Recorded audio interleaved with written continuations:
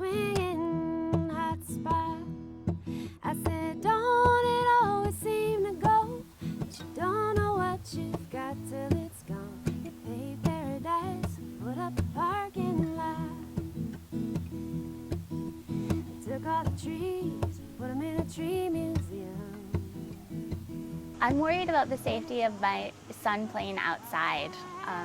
He's the youngest of 21 kids on the block right now, many of whom ride their bikes, ride their scooters, play football, enjoy the outdoors. I'm worried that by the time he's old enough to do those very same activities, the neighborhood won't be safe for him because of traffic. I'm Therese Berceau. I'm the state representative for this area. I do not, however, live in this neighborhood. I have witnessed the traffic and experienced the traffic at this corner. It is really, seriously one of the worst intersections on Monroe Street. I know good development. I served on the City of Madison's Community Development Authority for 10 years, where we were working very hard to build strong neighborhoods downtown.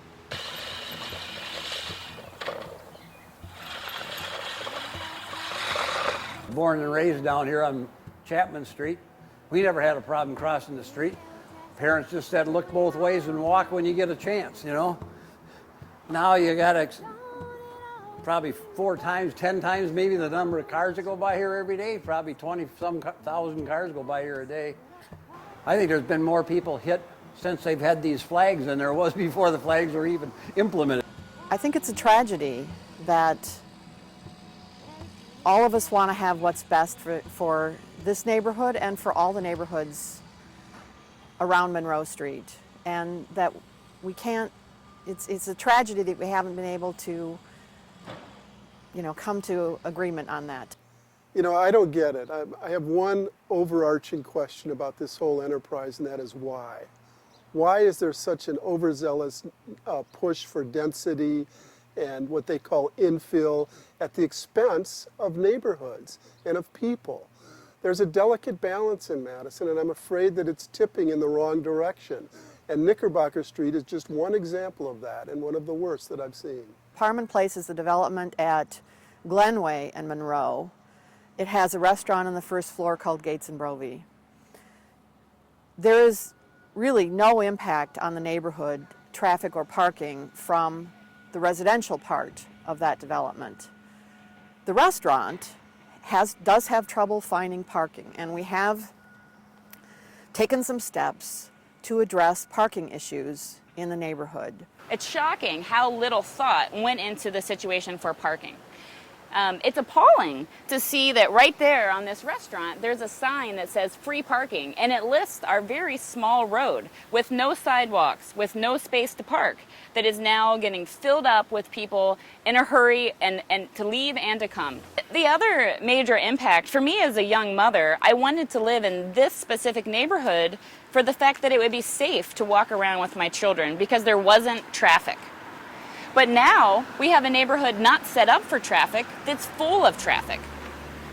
The development has changed our neighborhood from a safe place to walk with our kids to an unsafe place. The city traffic engineer's report is that they expect no impact on public safety. I frankly agree with that. This is 21 units. There are 16,000 cars a day on Monroe Street. It's hard to imagine that 21 units is going to have any notable impact on Monroe Street. And frankly, I don't think it'll have much notable impact, if any, even on Knickerbocker Street. My name is Susan Elias. I live just off of Monroe Street and was involved in an automobile accident as a pedestrian a little over a year ago, right here on this corner of Knickerbocker and Monroe Street.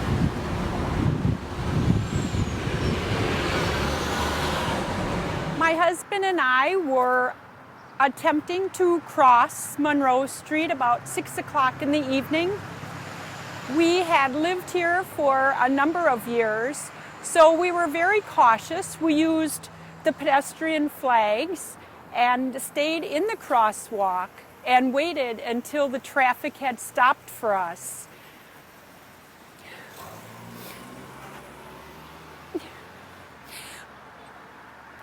But on our way out, some car swerved out of the lane of cars that were waiting for us and didn't see me.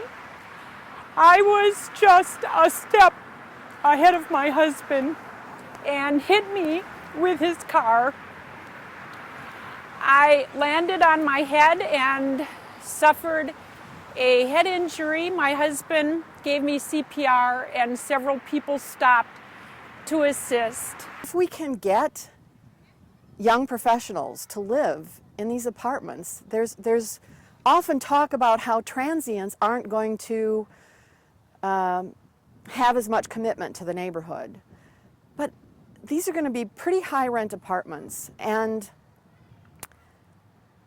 they want, these are going to be people who, if they are all Epic employees, I mean, young professionals who are well off, they want to live here. Overall, I'd say that Parman Place has reduced the quality of our life, and we certainly would not have bought the house we did if it was here when we came to look at houses. Well, they paved paradise, put up a parking lot with a pink hotel, boutique and a swinging hot spot.